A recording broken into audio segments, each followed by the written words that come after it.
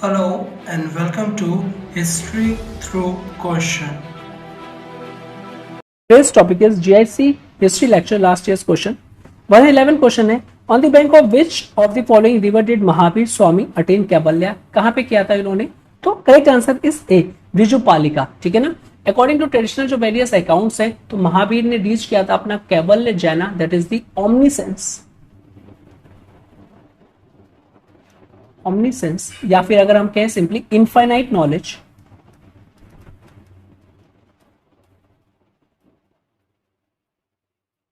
ठीक है, under the साला ट्री, जो कि bank of the river Riju Balika पे था. अब ये लोकेटेड कहाँ है? नियर ग्रिम्बी ग्रामा. ठीक है, at the age 43, 12 years rigorous penance के बाद. नेक्स्ट 112. इन द सल्तनत पीरियड डिपार्टमेंट्स ऑफ दीवान ए वक्त was related to. Various departments related है. ठीक है, ये किससे रिलेटेड है? तो ये जो है ए से रिलेटेड है, taking care of expenditure papers जितने भी होते थे उससे रिलेटेड है. Next 113. In whose reign did the rebellion of Satnamis take place. Okay, अब ये क्वाइट इंपॉर्टेंट है. तो ये किसके टाइम पे हुआ था? तो सबसे ज्यादा रेबेलियन अगर हम देखें, ठीक है, तो वो औरंगजेब के टाइम पे हुए थे. तो इसको आप कहीं से कहीं रिलेट कर सकते हो. तो ये सतनामी रेबेलियन है क्या? स्टार्ट करते हैं. 1672 में अगर हम देखें, ये जो सतनामीज थे, ये बेसिकली एक सेक्ट था जो कि कंप्राइज करता था पीजेंट्स हो गए, इसमें आर्टिशंस हो गए और अनटचेबल्स हो गए. ठीक है, साथ ही साथ इन्होंने रेबल कर दिया था against the mighty Mughal empire. ठीक है, और इसका जो ओरिजिन है वो बहुत ही ज्यादा बेसिकली इसको कंसिडर कर सकते हैं कि ये बिगन हुआ था एक छोटी सी चीज से, that is a small quarrel से. एक सतनामी यूथ थे जो अपनी फील्ड में कल्टीवेट कर रहे थे. ठीक है ना, उनको उनकी फाइट हो गई थी जो पार्टी ऑफ नॉबल्स थे, मुगल नॉबल्स थे, जिसने रिजल्ट क्या हुआ basically by saying by Mughal प्यादा उनको कह दिया था और अ फुट सोल्जर. तो इन रिटेलिएशन जो फुट सोल्जर थे उन्होंने किल कर दिया था इस सतनामी कम्युनिटी को. और this happened in was today's Mahendra Nagar district of Haryana. तो करंटली अगर हम देखें तो ये हरियाणा के डिस्ट्रिक्ट में था. अब जो 2 मर्डर्स हुए थे, जो लोकल मुगल ऑफिसर्स थे उसको सेंड किया गया, ट्रूप्स को ऑर्डर दिए गए कि जो ट्रूप है of soldiers to arrest those who had killed the foot soldiers. But ये जो कम्युनिटी थी इट ड्रोव देम अवे. ठीक है, उन्होंने उनको वहां से भगा दिया था. तो इस एक्ट से हुआ क्या था? ये जो सतनामीज थे काफी एम्बोल्डेंट हो गए थे.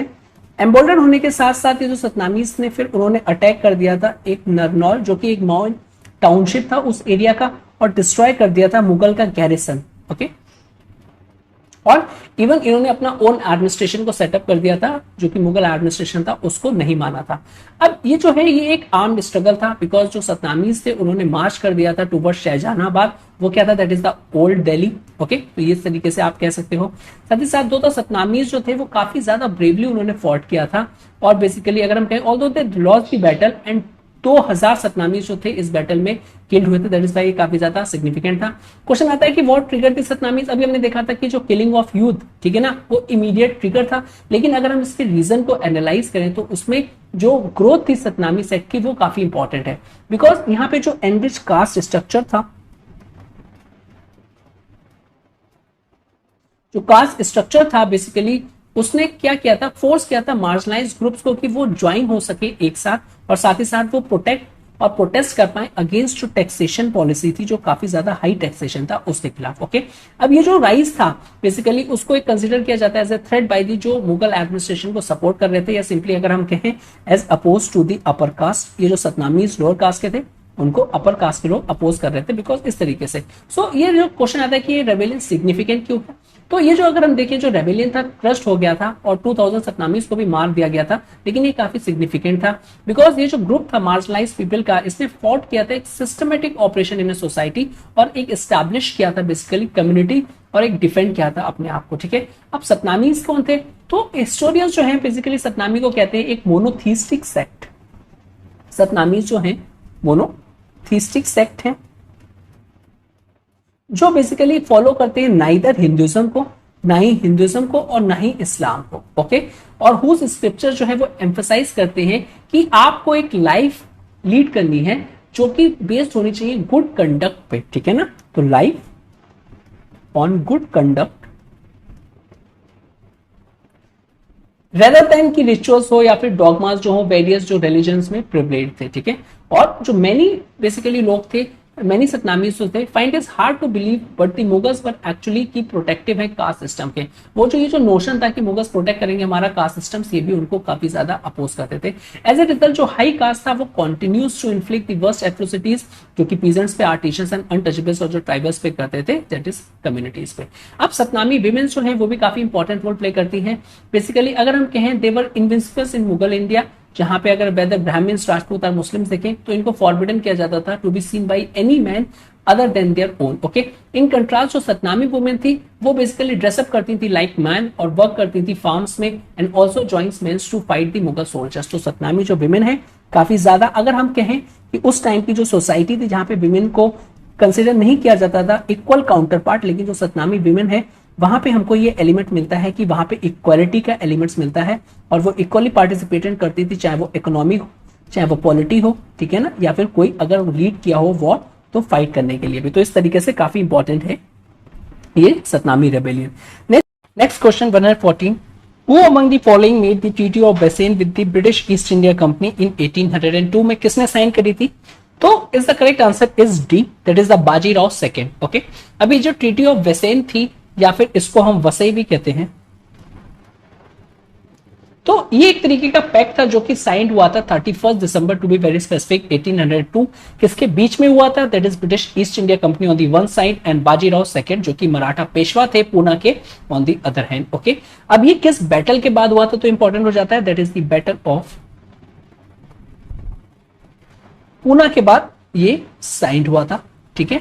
और ये जो ट्रीटी थी एक तरीके की काफी डिसीसिव स्टेप था जहां पे डिसोल्यूशन ऑफ मराठा एम्पायर का स्टार्ट हो जाता है और which led to the East India Company absorption of the empire और territories in the western India in 1818। Okay, next question है that is 115, on which inscription of Ashoka was the peacock engraved? किस पे है? तो अशोकास के जो इंस्क्रिप्शन है वो आप लोग ने पढ़े होंगे, उसमें से जो भी इंपॉर्टेंट है उनका सब्जेक्ट मैटर क्या है, क्या क्या चीजों से वहां पे इंपॉर्टेंट एक्सेप्शन एलिमेंट्स हैं वो सब। तो करेक्ट आंसर यहाँ पे अगर हम देखें तो लॉर्ड या नंदरगढ़ जो पिलर है इनका, वहां से हमको ये पीकॉक जो है उनके इंस्क्रिप्शन पे इनग्रेव्ड है। Next 116, who among the following Gupta rulers first issued silver coins? ठीक है, तो यहाँ पे आपको बताना है। So the correct answer is B, that is the Chandragupta second. तो चंद्रगुप्ता सेकंड थे वो फर्स्ट गुप्ता किंग थे जिन्होंने इशू किया था सिल्वर कॉइन्स। और बेसिकली ये जो कॉइन्स थे इनको इंटेंड किया गया था कि वो रिप्लेस कर पाए सिल्वर कॉइनेज जो कि वेस्टर्न क्षत्रप्स में जो चल रहे थे, वेस्टर्न क्षत्रप्स में वो सर्कुलेटेड थे आफ्टर चंद्रगुप्ता सेकंड ने जब उनको डिफीट किया था। और बेसिकली अपने जो कॉइन्स थे were modelled on the Kshatrapa coinage.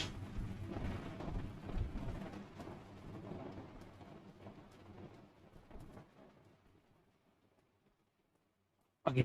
Next question 17, in which of the following text the story of flood is described? तो किस टेक्स्ट में फ्लड की जो स्टोरी है वो डिस्क्राइब है? दैट इज द शतपथ ब्राह्मणा। ऑलरेडी हमने डिटेल में डिस्कशन करा हुआ है इसको और ये काफी इंपॉर्टेंट ब्राह्मणा है। Okay, next 118 questions, who appointed Ibn Battuta as a qazi of Delhi and ambassador of China? तो यहाँ पे ये जो ट्रैवलर्स हैं किन की रेन में आए थे तो ये आपको सब पता होना चाहिए थे, तभी आप इस तरीके के क्वेश्चंस को टैकल कर सकते हैं। ऑल्दो यहाँ जो करेक्ट आंसर है that is the Muhammad bin Tughlaq, because Ibn Battuta उनके रेन में आए थे, काफी ज्यादा इंफॉर्मेशन प्रोवाइड करवाई थी, ठीक है, और चीजें। तो मोहम्मद बिन तुगलक उन्होंने बनाया था उनको Qazi of Delhi and ambassador of China. Next है 119, हु रोट हुमायूं नामा? वेरी सिंपल, गुलबदन बेगम, ठीक है। तो गुलबदन बेगम अगर हम देखें तो वो मुगल प्रिंसेस थी और साथ ही साथ डॉटर थी किसकी? डॉटर ऑफ एम्परर बाबर की, जो कि फाउंडर थे मुगल एम्पायर के। और इनको बेस्ट नोन किया जाता है it is because author of Humayun Nama. और ये जो अकाउंट था ये था basically life on her half brother पे emperor Humayun, okay, which she wrote on the request of a nephew, that is the Akbar के रिक्वेस्ट पे इन्होंने इसको लिखा था। Next is 120 question, the term Mir e Tuzuk was used in the court? किसके कोर्ट में use हुआ था? तो ये हुआ था और सिंपली ये है प्रिंसिपल सेक्रेटरी, ठीक है। तो ये मुगल गवर्नमेंट का जो सेंट्रल एडमिनिस्ट्रेशन जिसमें वेरियस पोस्टें हैं सच एज वकील हो गया, दीवाने वजीर हो गया, मीर बख्शी हो गया, तो ये कुछ इंपॉर्टेंट पोस्ट है, मीर सनम हो गया, ठीक है ना। तो ये इनको चार्ज दिया जाता था इंडिविजुअली, ठीक है। साथ ही साथ कुछ और ऑफिशियल्स थे जो कि अपॉइंट किए जाते थे बाय सेंट्रल गवर्नमेंट। अब ये कौन से थे important? That is the Muhtasib. अब ये बेसिकली एक सेंसर करते थे पब्लिक मॉरल्स पे, ठीक है ना। अंडर अकबर में इनका जो फंक्शन था वो सेक्युलराइज था, तो सेंसरशिप करते थे ये पब्लिक मॉरल्स। नेक्स्ट थे मीर ए आतिश, इनको किया जाता था head of ordnance department,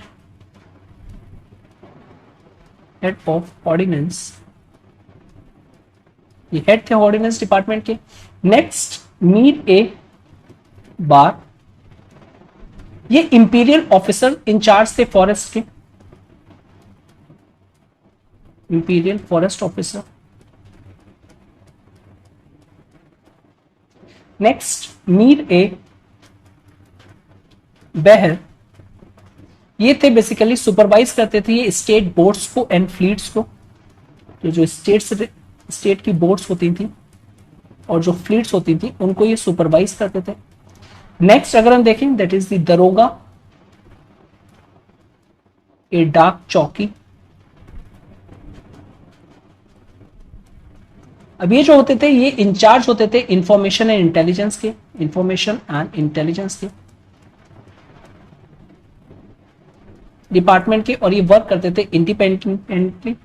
next Mir ए माल, ये ऑफिसर इंचार्ज होते थे प्रिवी पर्स के। नेक्स्ट मीर ए मुंशी, ये इंचार्ज होते थे इंपीरियल करस्पॉन्डेंस के।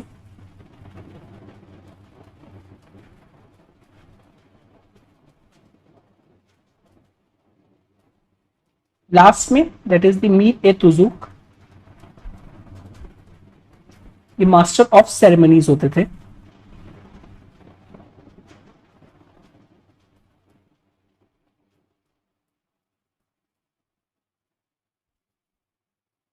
ओके तो इस तरीके से कुछ इंपॉर्टेंट बेसिकली ये पोस्टें थी अपार्ट फ्रॉम जो मेन पोस्ट है उसके अलावा, तो ये please do remember.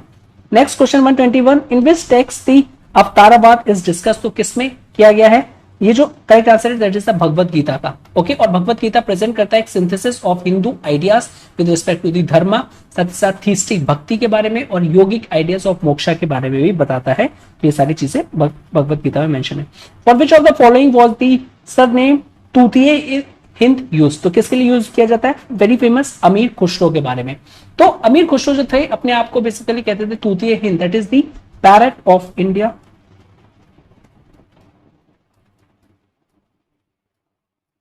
Okay next 123, what was the function of the collector at the time of Mauryas, तो कलेक्टर के क्या फंक्शन होता था मौर्यास के टाइम पे, तो यहां पे अगर हम देखें दैट इज जो करेक्ट आंसर है that is D, he was a revenue collector हो गया।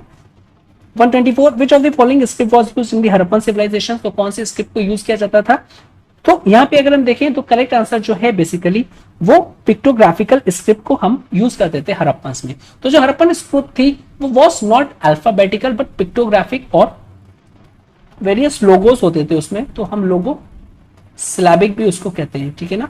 साथ ही साथ जो ईच सिंबल होता था यहाँ पे वो स्टूड होता था for a word, each symbol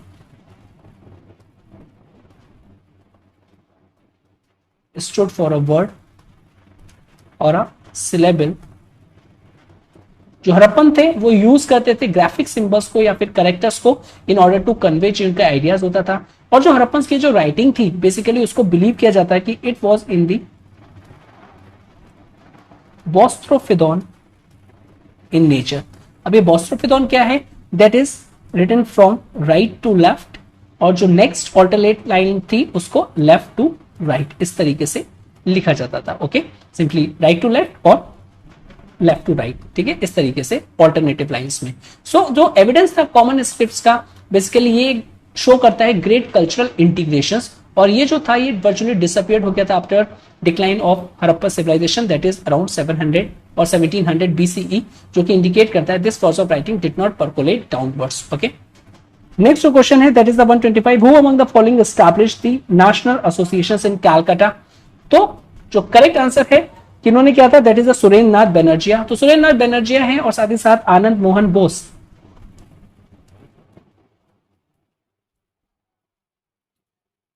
Anand Mohan Bose इन्होंने फाउंड किया था इंडियन एसोसिएशन कैलकाटा और इसको किया था 1876 में। फाउंडर्स क्या है इंडियन एसोसिएशन ऑफ कैलकाटा के? बेसिकली वो डिसकंटेंट थे with the pro landlords and conservative policies जो ब्रिटिश इंडिया एसोसिएशन की थी। दैट वाई उन्होंने स्टैब्लिश किया था दिस न्यू एसोसिएशंस। अब ये जो न्यू एसोसिएशंस थी इसका एम था कैसे यूनिफाई किया जाए इंडियन पीपल को on a common political programme और एक strong public opinion with respect to the political questions generate किया जाए। ईस्ट इंडिया जो एसोसिएशन थी उसको ऑल्सो ऑर्गेनाइज किया गया था ऑल इंडिया एजिटेशंस, जिसको नाम दिया गया था that is a civil service agitation after its formation. So with this हमने जो फर्स्ट पेपर था वो कंप्लीट कर लिया है, ठीक है। अब हम नेक्स्ट पेपर को इसी तरीके से करेंगे पार्ट्स में। तो if you have any doubt please ask, ठीक है। और if you like this video please do like, share, subscribe and thank you very much for watching this. Have a good day and stay safe.